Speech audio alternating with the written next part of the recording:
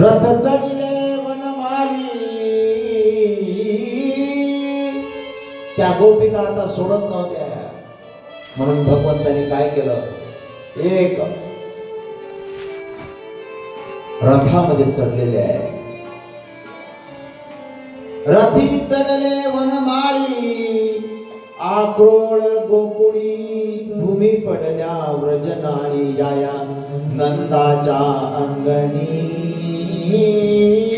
निराळ्या गवळणी. कपडे काय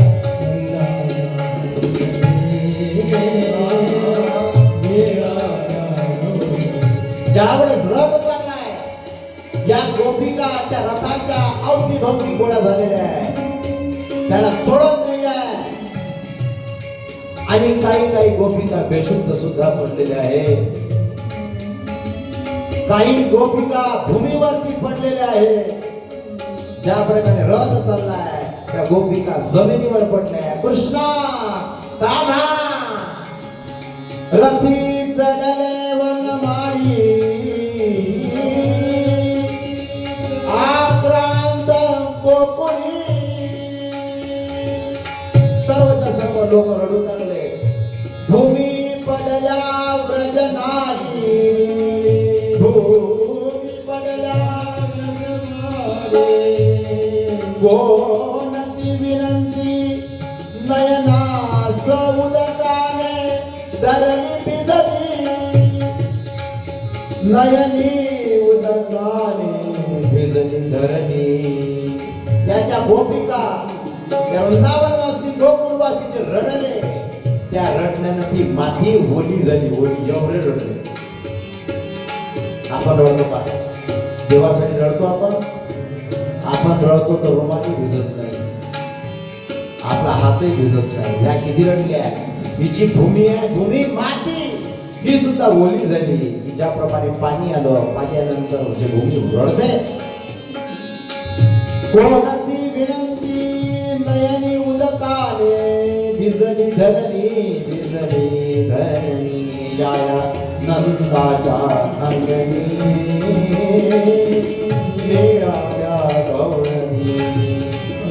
या नंदाच्या अंगणी.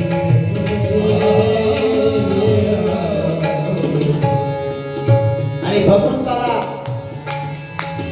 या गोपिकांचा विरह आता पाहावे ना, म्हणून भगवंताने अक्रूराला सांगितलं, अक्रूरा चल लवकर इथून चल, मला बाकीचे काम करायचे आहे. याच्यात जर गुंतलो मी तर हे दुष्ट कधी मारणार, धर्माची संस्थापना कधी करणार मी. चल इथून लवकर चल. देखे बोले से अक्रूरासी, देवा बोलले अक्रूरासी, देवा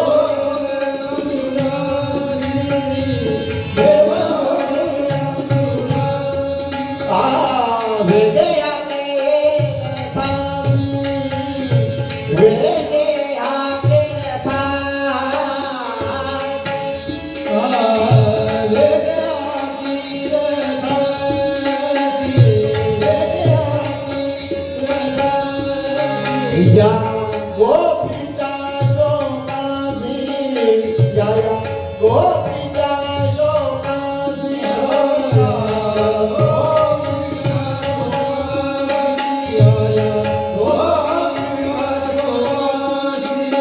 न पाहावे वनसी, न पाहावे